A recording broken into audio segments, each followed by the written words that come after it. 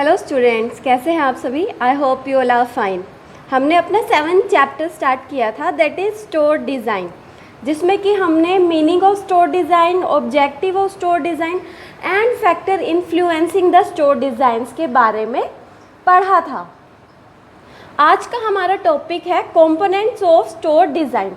इसमें हम ये पढ़ेंगे कि रिटेलर कौन से कंपोनेंट्स को ध्यान में रखता है जब वो एक स्टोर को डिज़ाइन करता है। जब वो अपने एक रिटेल स्टोर को डिज़ाइन करता है तो वो किन किन कंपोनेंट्स को कंसीडर करता है, किन किन कंपोनेंट्स को डिज़ाइन करता है ताकि जो कस्टमर हैं वो ज़्यादा से ज़्यादा अट्रैक्ट हो। तो चलिए स्टार्ट करते हैं हमारा आज का topic, that is components of store. Mainly store designs के 2 कंपोनेंट्स होते हैं, that is external component and internal component.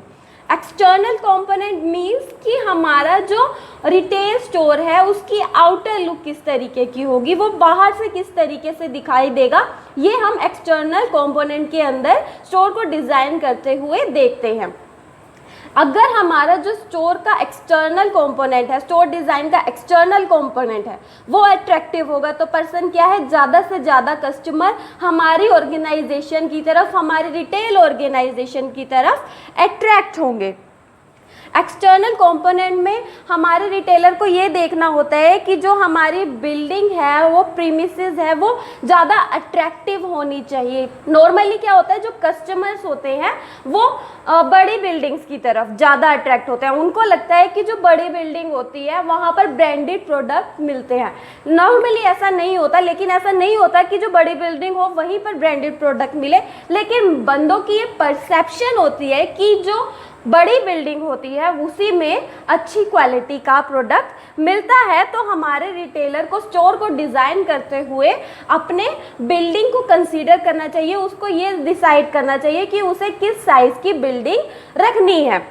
उसके बाद क्या है, हमारे रिटेलर को प्रॉपर पार्किंग फैसिलिटी अवेलेबल करानी चाहिए, क्योंकि कस्टमर क्या है, आजकल कस्टमर के पास टाइम नहीं है और वो जब शॉपिंग करने आता है तो वो अपनी शॉपिंग के एक एक मोमेंट को एंजॉय करना चाहता है।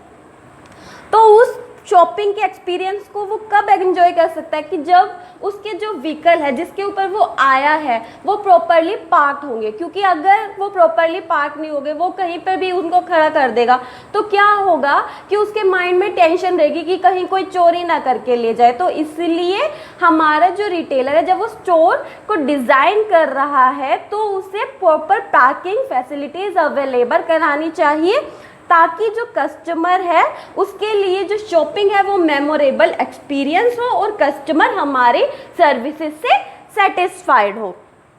उसके अलावा क्या है, जो हमारे रिटेल स्टोर है उसकी मार्की एंड फ्रंटेज के बारे में भी हमारे रिटेलर को सोचना चाहिए। अब मार्की क्या होता है, मार्की होता है वो डिस्प्ले नेम, जहाँ पर हमारे जो रिटेल स्टोर का नेम डिस्प्ले होता है उसे हम मार्की बोलते हैं। जितना ज़्यादा अट्रैक्टिव नेम डिस्प्ले होगा हमारा, उतने ज़्यादा कस्टमर अट्रैक्ट होंगे हमारी ऑर्गेनाइजेशन की तरफ। और फ्रंटेज क्या होता है कि आगे का दरवाज़ा, जो हमारे रिटेल स्टोर है उसके आगे का दरवाज़ा कैसा होगा, जितना अट्रैक्टिव दरवाज़ा होगा, जितने अच्छे तरीके से अट्रैक्टिव तरीके से उन्होंने अपनी एंट्री गेट को बनाया होगा, उतने ज़्यादा कस्टमर हमारी ऑर्गेनाइजेशन की तरफ अट्रैक्ट होंगे।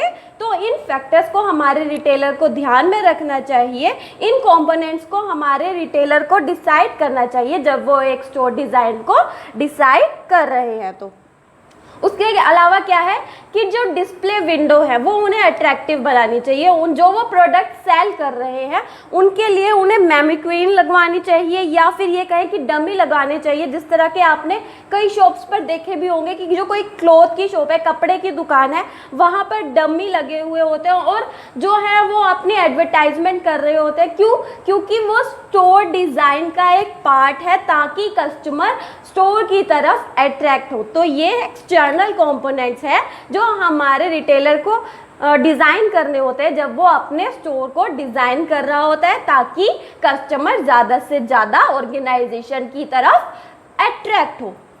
सेकंड है इंटरनल कंपोनेंट्स। ऐसे कौन से इंटरनल कंपोनेंट्स हैं या कि ये कहें कि स्टोर के अंदर के हमारे कौन से कंपोनेंट्स हैं जिसको हमारे रिटेलर को डिज़ाइन करना चाहिए ताकि कस्टमर ज़्यादा से ज़्यादा जो है ऑर्गेनाइजेशन की तरफ अट्रैक्ट हो।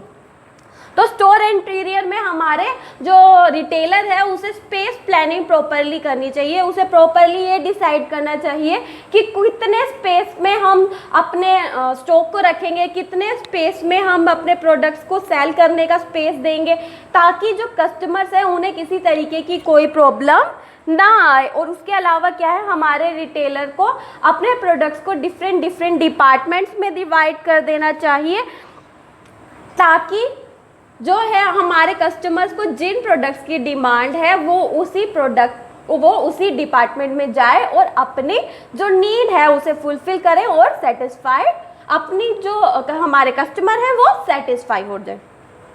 दूसरा है इंटरनल कंपोनेंट, वो है एटमॉस्फेयर। एटमॉस्फेयर के में हमारे रिटेलर को देखना चाहिए कि वो जो हमारा इंटरनल एनवायरनमेंट है, जो हमारे इंटरनल कंपोनेंट्स हैं, उसमें उसे ये देखना चाहिए कि हमारे रिटेल स्टोर के अंदर प्रॉपर लाइटिंग हो, उसके अलावा फ्लोरिंग एंड सीलिंग भी अच्छी हो, ऐसी हो बास्केट्स को पुल या पुश करना पड़े तो उसे कोई प्रॉब्लम ना आए, इस तरीके से उन्हें अपनी फ्लोरिंग को बनाना चाहिए। उसके अलावा उन्हें फिक्सचर्स को भी ध्यान में रखना चाहिए कि फिक्सचर अट्रैक्टिव होने चाहिए, फर्नीचर्स एंड फिक्सचर अट्रैक्टिव होने चाहिए ताकि कस्टमर्स जो है हमारे फिक्सचर्स को देख के हमारे रिटेल स्टोर की तरफ अट्रैक्ट हो। उसके अलावा हमारे रिटेलर्स को स्टोर को डिज़ाइन करते हुए ये देखना चाहिए कि हमारे जो रिटेल स्टोर है उसका लेआउट अच्छा हो, उसमें जो प्रोडक्ट्स हों वो पूरे तरीके से रखे हुए हों,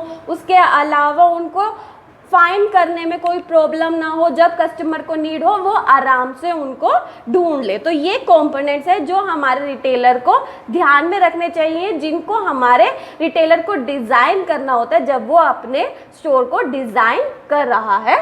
तो थैंक यू क्लास।